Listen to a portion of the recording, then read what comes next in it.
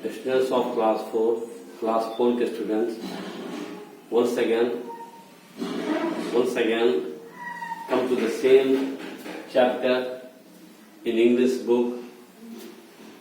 Name of the lesson is Lata Mangeshkar, the Queen of Melody. The half of the lesson we studied yesterday. Today we again study. There was no looking back for Lata after that. यानी जब मुखर्जी ने request किया हैदर को कि आप लता को chance दें अपने फिल्म में, उन्होंने मना कर दिया।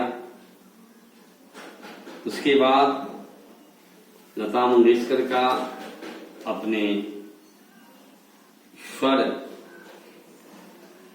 मधुरता के कारण ये आगे बढ़ती रही।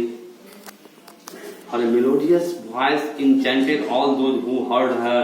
Soon producers and directors were lining up to request Lata to sign their film just as Heather had predicted. जैसे ही हैदर ने लता मंगेशकर को नकारा अपनी फिल्म में लेने से, उसके जस्ट बाद से ही लता मंगेशकर ने इतनी मेहनत करी, उनकी स्वर की जादू इतनी ज्यादा चली कि आगे आने वाले दिनों में फिल्म के डायरेक्टर, प्रोड्यूसर, फिल्म के निर्माता, निर्देशक लता मंगेशकर को शाइन कराने के लिए जैसे पंक्ति में खड़े हो गए, उनकी वेट करने लगे, इंतजार करने लगे। Lata first major hits was song आएगा आने वाला इन 1949। लता मंगेशकर की प्रथम, उसके बाद से ही संगीत का धुन की जादू ऐसी चली। 1949 ईस्वी में फिल्म महल के लिए उन्होंने गीत गाया था, जिसके बोल थे आएगा आने वाला। Since then there have been many unforgettable songs from numerous films.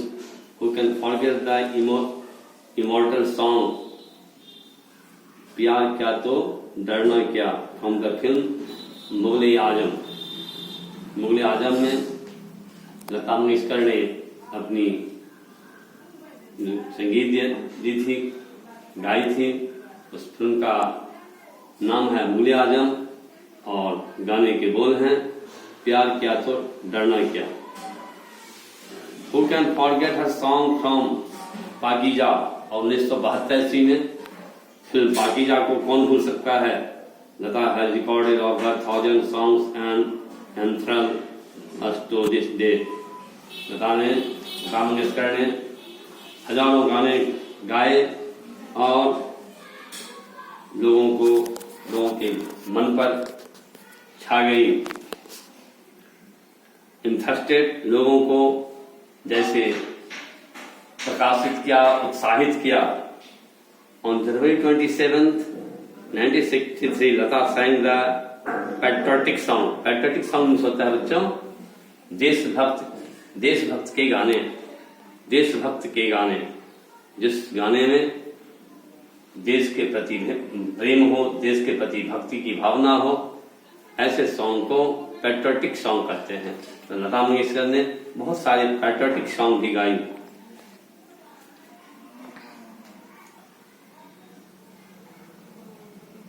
जिसमें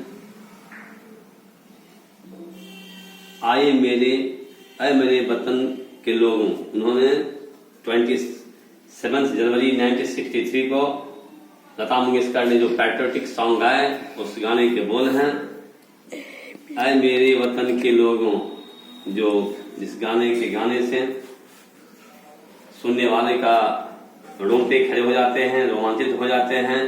देश के प्रति राष्ट्र प्रेम की भावना उमड़ने लगती है। उन्होंने अपने देश के लोगों से ऐ मेरे वतन के लोगों का सोचा है कि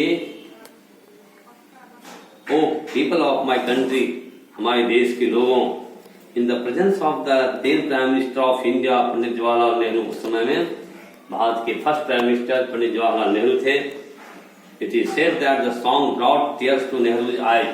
ऐसा कहा जाता है कि ऐ मेरे वतन के लोगों के गाने सुन करके पंडित नेहरू की आंखों से अश्रुपात होने लगे थे। Lata has also recorded memorable duets with famous singers like Mukesh, Manna Dey, Mahendra Kapoor, Mohammed Rafi and Kishore Kumar. समकालीन संगीतकार सब थे उस समय के। लता मंगेशकर शरीक है, मुकेश, मन्ना डे, महंत कपूर, मोहम्मद रफी, किशोर कुमार, इनमें से बहुत सारे भी जो जिनका मैंने नाम लिया हूं, कुछ हैं और कुछ दिवंगत हो चुके हैं। उनके दिवंगत हो जाने के बाद भी लोग उन्हें बड़े याद करते हैं, क्योंकि खुद तो चले गए बहुत सारे इसमें से, लेकिन उनके गीत संगीत अभी भी लोगों को उनकी याद दिलाते हैं। She has recorded Mirabai bhajans, Ghalib's ghazal and made an album of Ganesh aarti as well. उन्होंने भक्त पक्ष के गीत भी गाए हैं, जिनमें मीराबाई की भजन और गालिब की गजल भी उन्होंने बहुत बेहतर ढंग से, और गणेश जी की आरती को भी बहुत अपने ईश्वर से संवारा है। Since 1970, Lata has had many concerts in India and abroad. 1970 से लेकर के 1974 तक देश विदेश में उनके नाम के धूम चलने लगे थे। She was the first Indian to perform there. प्रथम महिला थी, प्रथम भारतीय थी जो विदेशों में जाकर के भी उन्होंने अपने गीत संगीत के जादू बिखेरी थी।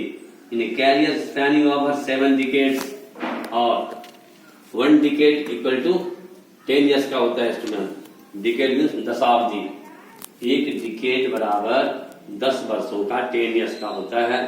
तो 7 decade मीन्स हो गया 10 7 जा 70। तो 7 decades यानी कि 70 years तक she has recorded songs for over 1000 Hindi film. 70 वर्षों तक उन्होंने हिंदी फिल्मों के लिए काम किए, गीत गाई।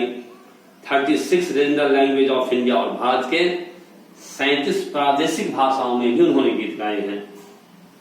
She has received 3 national film awards. उन्होंने 3 राष्ट्रीय संगीत पुरस्कार प्राप्त की है। 4 film fair best playback singer, और 4 फिल्म बेहतर फिल्म के लिए प्लेबैक सिंगर के रूप में भी उन्हें अवार्ड्स मिले हैं। और 12 Bengal film journalist association award, और 12 Bengali film journalist association award से मिले हैं। दादा साहब फाल्के अवार्ड बहुत ही चर्चित अवार्ड है। Dada Saheb Phalke award was bestowed on her in 1989। 1989 ईस्वी में दादा साहब फाल्के पुरस्कार से नवाजा गया था। She has also been awarded the Padma Bhushan, Padma Vibhushan and Bharat Ratna, India highest civilian award.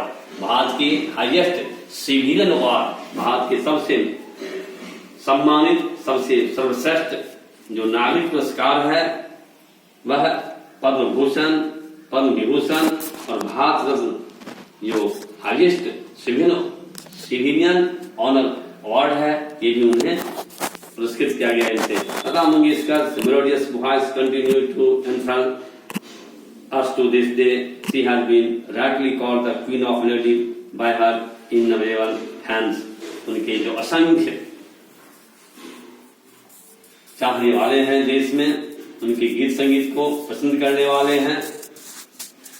वास्तविकता है उनके स्वर में जो जादू है देश विदेश के लोगों ने पसंद किया है, जिसके कारणों से दुनिया में, न केवल भारत में, पूरे विश्व में उन्हें द क्वीन ऑफ मेलोडी के नाम से जाना जाता है। Students, today we study, we completed the lesson Lata Mangeshkar, the queen of melody. In the next class we shall write question answer based on this topic, based on this lesson, Lata Mangeshkar, the Queen of Melody. Thank you.